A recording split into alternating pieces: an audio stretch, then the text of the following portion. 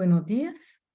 En nombre de Asociación Cortes, agradecer a los organizadores del quinto Congreso Mujer y Agroecología, Mujeres y el Cambio Climático, por invitarnos a esta ponencia. Mi nombre es Blanca Meléndez y estoy a cargo del tema Las mujeres y las niñas frente al cambio climático.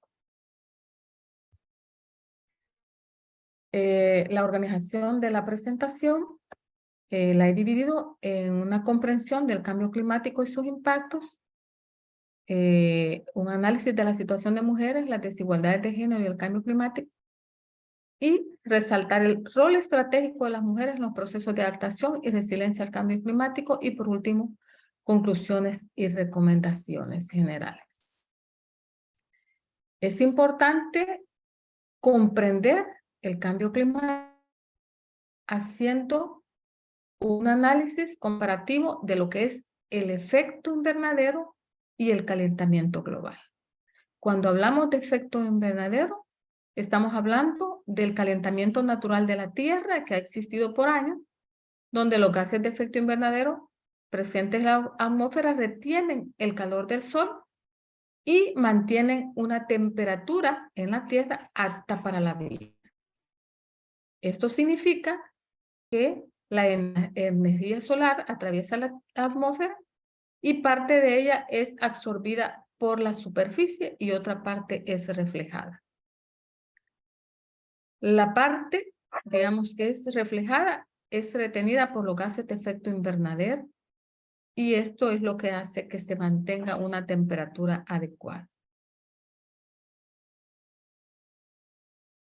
Por el contrario, el calentamiento global es un proceso, un incremento a largo plazo en la temperatura promedio de la atmósfera. Y esto se debe a la emisión de gases de efecto invernadero que se desprenden por actividades humanas.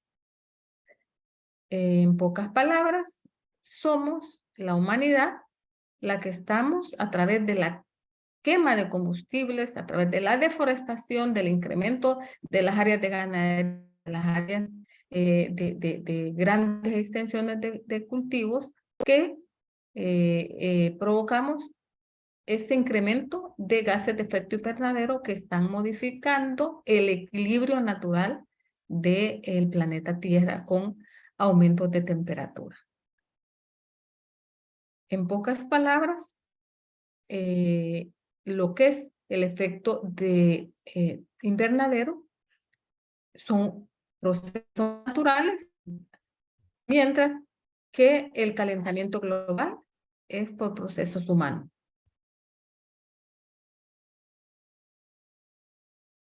Estos gases de efecto invernadero, como el dióxido de carbono, el metano y el óxido nitroso, pueden y se han originado de forma natural a través de biomasa e incendios forestales, la respiración misma de los seres vivos,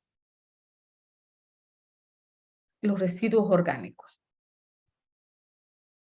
Hay otro gas muy importante que es el vapor de agua, que es el gas de efecto invernadero con mayores concentraciones en la atmósfera, pero sin embargo es casi insignificante, digamos, lo que contribuye al calentamiento. Estos gases también se dan por procesos humanos, como la quema de combustible, que es el dióxido de carbono, o el metano por descomposición de residuos pecuarios, por la ganadería, igual que el óxido de nitroso por uso de fertilizantes. Y otros también por refrigerantes, otros gases que tienen también efectos por procesos industriales. Si nosotros vemos estos impactos o estos cambios observados en los patrones, hay aumento en la temperatura media anual, hay cambios en patrones de precipitación y hay cambios en magnitud y frecuencia de eventos extremos. El aumento de la temperatura, hay aumento en estos promedios anuales de temperatura que pues está provocando todas estas problemáticas. Hay reducción de mañanas y noches frías y hay olas de calor que en otros hemisferios están causando muchas muertes por estos golpes de calor en pues, estas poblaciones.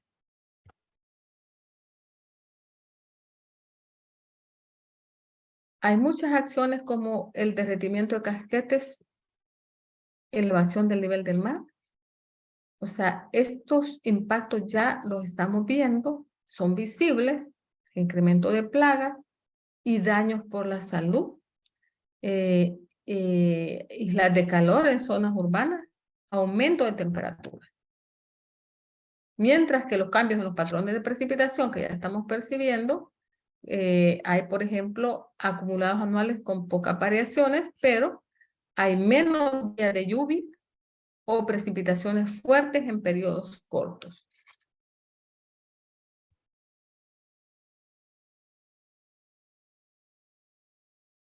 ¿Qué nos está cambiando estos impactos? Bueno, tenemos disminución de caudales, tenemos sequías prolongadas y mayor incidencia de enfermedades. Si hablamos en los efectos de este cambio climático en los sistemas forestales, vemos que los aumentos de temperatura pueden generar aumento de incendios forestales y aumento de plagas y enfermedades. Especies se están perdiendo porque no son tolerantes al aumento de la temperatura. Y así sucesivamente podemos hablar de que también los sistemas marino-costeros están siendo impactados con disminución de productividad en manglares y pastos marinos, blanqueamiento de corales, migración de especies marinas a zonas más frías y profundas, etc. Impactos en el cambio climático sobre las ciudades y en la infraestructura y la salud humana podemos destacar la reducción y pérdida de la producción de alimentos y la proliferación de plagas, pérdidas en cultivos por cambios en la precipitación o por plagas o sequías, en la salud humana. El aumento de la temperatura puede causar aumento de enfermedades en la piel por mayor exposición al sol, aumento de enfermedades respiratorias. Los cambios de la precipitación contribuyen a la inseguridad alimentaria, afectan o impactan la inseguridad alimentaria, aumenta el riesgo de transmisión de enfermedades vectoriales por las aguas estancadas o por enfermedades bacterianas, etcétera. Cuando hablamos entonces de lo que es el cambio climático, bueno, estamos hablando de impactos y estamos hablando de vulnerabilidad. Es necesario mejorar los conocimientos y también analizar las condiciones de vulnerabilidad. Ahora, el nivel de impacto del cambio climático dependen de varios aspectos. La exposición y la vulnerabilidad. La naturaleza y la severidad de los impactos derivados del cambio climático y los fenómenos extremos dependen no solamente de los efectos derivados del clima, sino son influenciados por el grado de exposición de los sistemas humanos y naturales. La exposición y la vulnerabilidad se ven influenciados por unos aspectos sociales, económicos y culturales. Podemos ver que no es lo mismo una población con condiciones económicas diferentes a una población vulnerable por condiciones de pobreza. Estos aspectos también influyen en la distribución de la riqueza, la densidad demográfica, o sea, todos estos aspectos pueden caracterizar el grado de vulnerabilidad que tengan las poblaciones o los territorios. La capacidad de adaptación a los cambios, los valores sociales, la estructura de gobernanza y las instituciones para la resolución de conflictos tienen que ver con ese nivel de que se pueda tener. La vulnerabilidad y la exposición se asocian a las diferencias de procesos de desarrollo. Y esto se traduce en diferencias de los riesgos producidos por el cambio climático. Los grupos humanos marginados en los aspectos sociales y económicos y culturales, políticos e institucionales son particularmente vulnerables a los efectos del cambio climático. Familias en condiciones de pobreza extrema, familias rurales, son las más vulnerables. Y, lógicamente, esta vulnerabilidad también es atribuible a varias causas, como por ejemplo estos procesos sociales que derivan de desigualdad por aspectos socioeconómicos. Pero también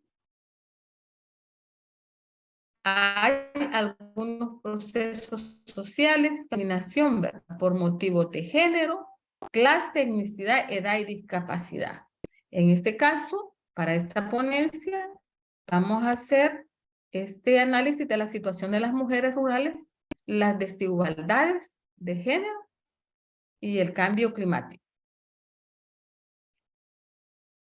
Aunque no hay investigaciones y estadísticas específicas analizando estos aspectos, se puede decir que hay inequidad respecto al acceso, uso y control de recursos naturales y la biodiversidad. Y se reconoce que las mujeres y los hombres tienen roles diferenciados en relación con el acceso, uso y control de los recursos naturales y la biodiversidad. Podemos ver que las mujeres en la zona del corredor seco centroamericano, en El Salvador y los países hermanos, las mujeres no tienen acceso a tierra, no son dueñas, no son propietarias, no deciden sobre los recursos naturales. También un aspecto, la participación de las mujeres en los órganos y comités de gestión relacionados con el ambiente es mínima y sin toma de decisiones. Los impactos del cambio climático y sus repercusiones en el uso del tiempo. Para las mujeres, estos impactos se reflejan en mayor tiempo que tienen que utilizar para las labores, para proveer los alimentos, para llevar al agua, donde pues esta carga cae sobre las niñas y las mujeres. Hay impactos diferenciados de los desastres, donde pues las mujeres son mayormente afectadas.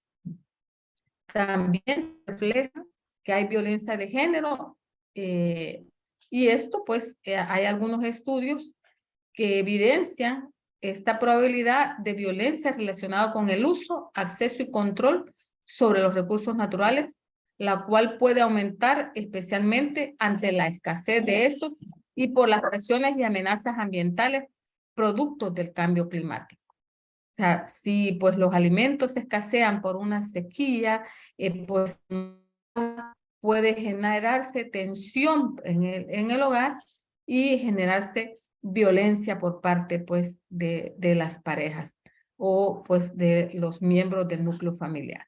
Y que las mayores afectaciones y las mayores consecuencias pues las llevan las mujeres. Ante esto, la visión para el 2026 del eje de acción feminista por la justicia, que es un eje de acción muy importante, da algunas recomendaciones o mandatos que es importante que sean retomados por las instancias con competencia y por algunos actores claves que estamos trabajando en el tema de lo que es la adaptabilidad y la justicia climática. Se debe de iniciar una transición hacia una economía verde, inclusiva y regenerativa que reconozca la interconexión del cambio climático en los problemas de justicia de género y proteja y amplifique las voces de las comunidades de base indígenas, incluidas las defensoras de primera línea en los espacios sociales y políticos. Las mujeres y las niñas en toda su diversidad deben de participar de manera equitativa y significativa en los procesos de toma de decisiones a todos los niveles, incluida la adecuación de los instrumentos claves de la política climática con los planes nacionales de desarrollo y el desarrollo de respuestas climáticas que respeten los derechos humanos. Las instituciones financieras y las comunidades de donantes reformulen el riesgo, den prioridad a las organizaciones de mujeres como socios prioritarios y son responsables de transferir capital para apoyar sociedades resilientes e inversiones transformadoras en enfoques climáticos y ecosistémicos con igualdad de género. Las mujeres y las niñas en toda su diversidad acceden de manera equitativa a las finanzas, las tecnologías y los conocimientos climáticos y acceden y controlan los recursos naturales para su gestión y protección, incluso a través de garantías de los derechos y la propiedad de la tierra. Estas mandatos o recomendaciones del eje de acción feminista por la justicia climática son retomados a través de algunos procesos y programas que se desarrollan pues, en la región centroamericana. Y uno de estos es a través del programa que se denomina Seguridad Alimentaria para las poblaciones afectadas por el cambio climático en América Central, donde CORDES es uno de los socios ejecutantes con otras organizaciones como CDH en Honduras, Azores en Guatemala y bajo la coordinación de ASB y financiamiento de la cooperación alemana. ¿Qué estamos desarrollando bajo este programa? Lo primero es construir las capacidades a nivel local sobre bases de experiencias replicables a nivel municipal, a nivel comunitario, con una participación activa y propositiva de las mujeres y jóvenes. Mujeres y jóvenes en los espacios, en las asambleas de decisión, en los comités productivos o los comités de desarrollo. Eso es un aspecto muy importante, partiendo de procesos de sensibilización, de capacitación, de concientización sobre equidad de género.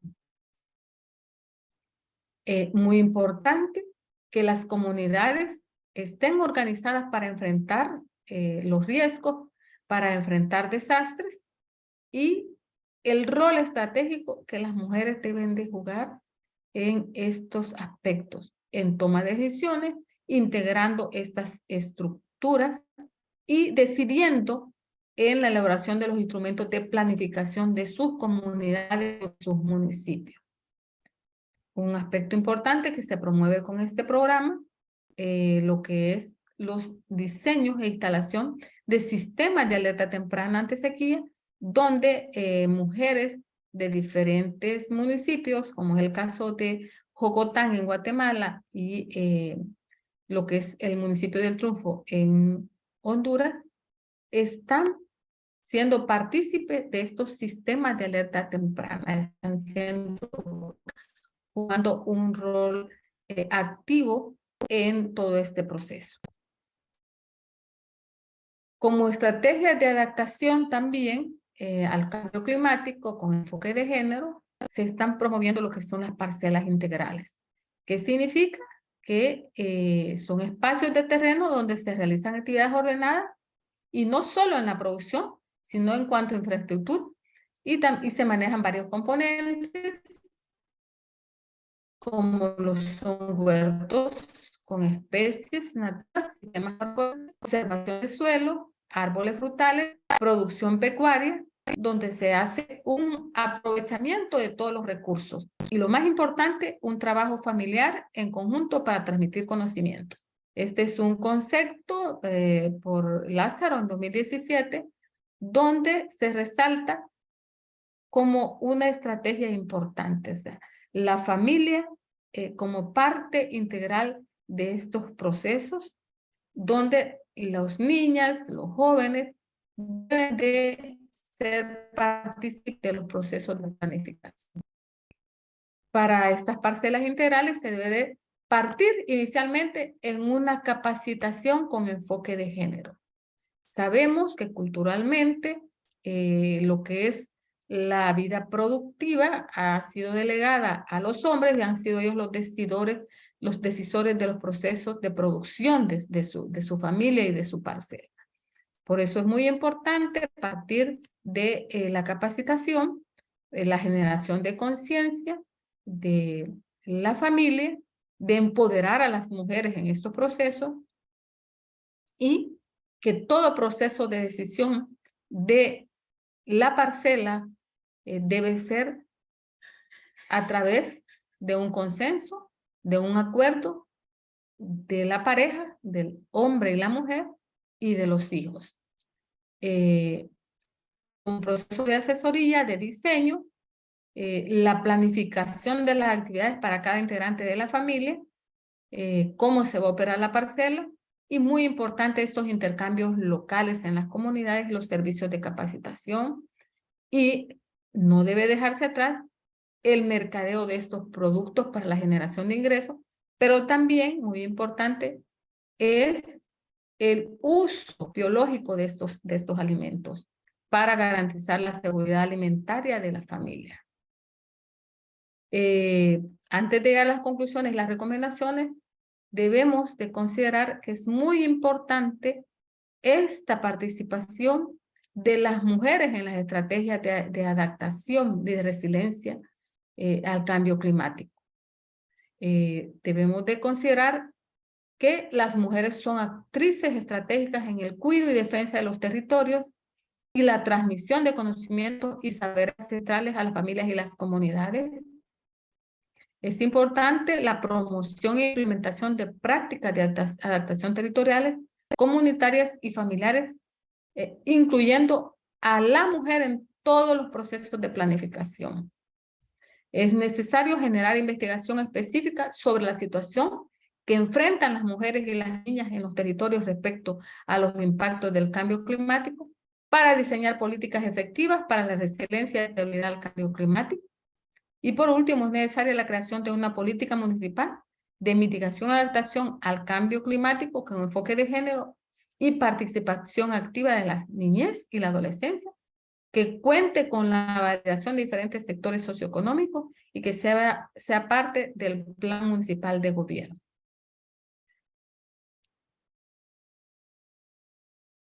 Muchas gracias.